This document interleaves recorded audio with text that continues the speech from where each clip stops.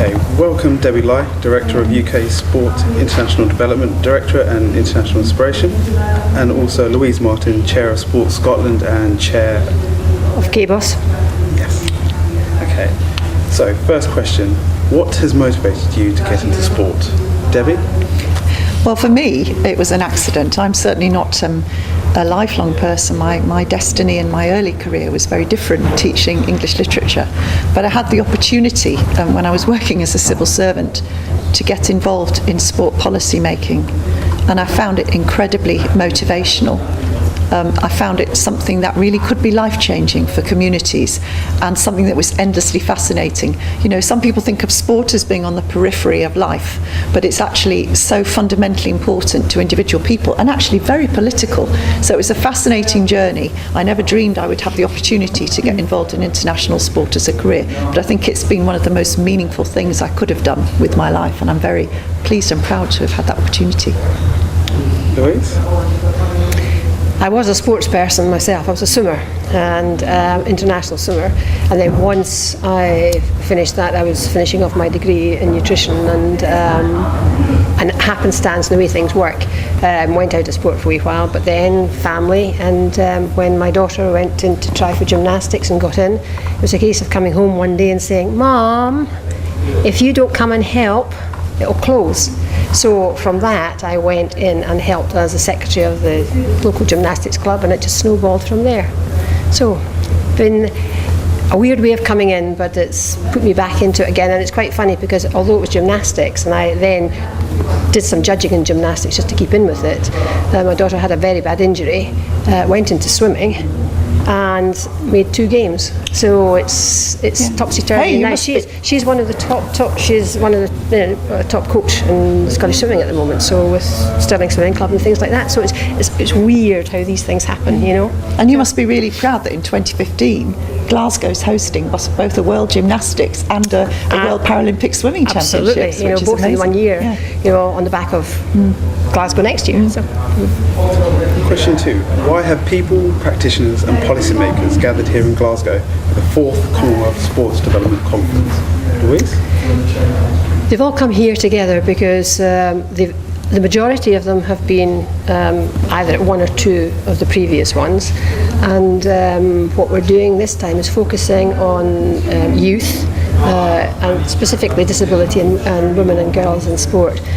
And we need the expertise from all these people, so we're all learning off one another to trying to make sure that what everybody's got, because we can't all reinvent the wheel, we need to feed together, make it all one part of the jigsaw, and everybody's got some nuggets that we really need to work together. And it's amazing, even in this first session, the atmosphere and this feeling of the buzz that's going around, everybody coming back together again, and it's one of the best conferences that I've ever been at. Debbie? Well, I'd endorse that, and I think there's nothing like an international sporting mega event for getting people in sport together. The people who care passionately about sport itself and who are the practitioners, but also the people who understand the value of sport as an agency for change in the world.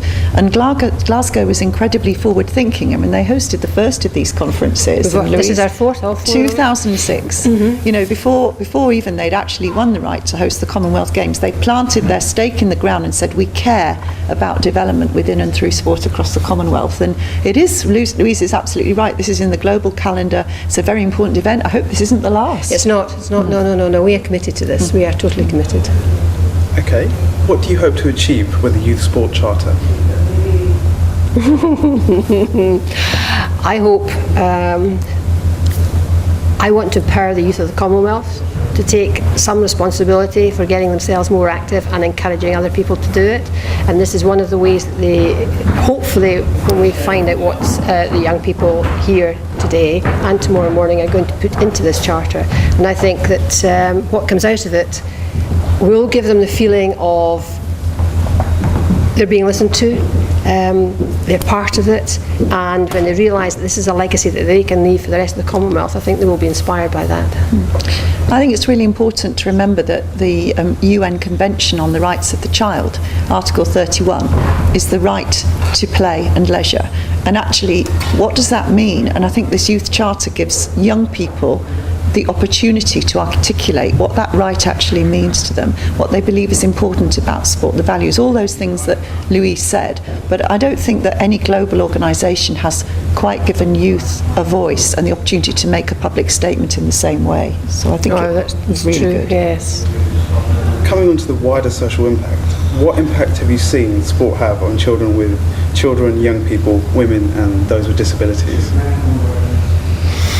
You go first on this Well, one. Let me so think. many examples. I mean, I think one of the proudest moments for me was seeing Noor, who's a young 18-year-old girl from a remote village in Bangladesh, who through the International Inspiration Swim Safe programme had been trained as a community swimming instructor, and she was invited to come to London for the opening of the aquatic centre a year before the London Games started. She came in July 2011, and she swam in the aquatic centre with some of the great swimmers who were then going to swim in the Olympic Games, Olympic and Paralympic.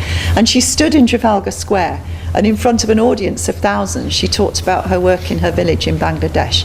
And for me, that young person both is a hero in terms of what she's doing in her local village. She taught 105, I think it was, little children to swim. She'd saved a life through resuscitation, and she felt able to talk about it. She felt proud of being a young Bangladeshi woman, and that is a catalyst for so many things. It's not just the obvious thing of saving the lives through drowning, but it's young Bangladeshi women being given a voice in a world where they're often quite repressed and kept at home.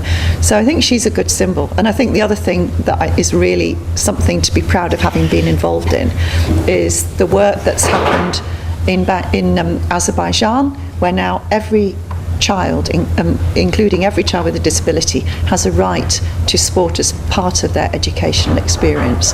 And that has transformed opportunities for children who are often hidden away, where there was some shame in the family. There's suddenly a recognition that these children can achieve and actually have a right to a decent life and a decent education. So I think sport's really important. I think sport's done more than any other sector in public life to transform perceptions of people with disabilities, thanks to the Paralympics. And, you know, in our community sport, we try and carry that spirit forward. It's really difficult because there's so many things going in my head at the moment that about what I could say. But coming off the back of, well, we haven't even got to the games next year, but we're under a year to go, and you would just believe it. You know, this time next year these games are over. We're finished. We're into legacy time, and then we're moving forward to the next part of it. But one of the things I think has been really powerful, if I stay within the Scottish theme, is our youth sport panel, which we have got. Everybody, 15 to 25-year-olds, boys, girls, disability, everything that can represent the youth within Scotland and what they're doing. And they're actually now starting to work with their peers in some schools and in some communities, especially in the new community sports hubs that we're doing. And it's the work that they're doing there, talking and actually going out and actually doing things with them. And in relationship to that, our Lead 2014 part of it, where it's working with a university person, with a secondary school child, going into primary schools, just get them to produce school sports using a Commonwealth theme and things like that. And this cross-fertilisation, it's unbelievable what that's doing. And this is just the power of sport per se to encourage people to go in and do this. And when I was up in Inverness, when we were doing our regional visits, we went into a tiny primary school with only 45 children in it, and primary 7 were actually standing up, singing and then doing a dance, all related to one of a country in Africa.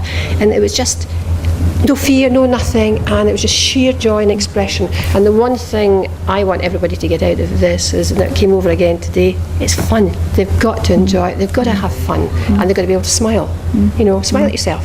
You know, what difference does it make? So sport's is a fantastic tool, no matter what age, what creed, whatever you are, you can do it and have fun.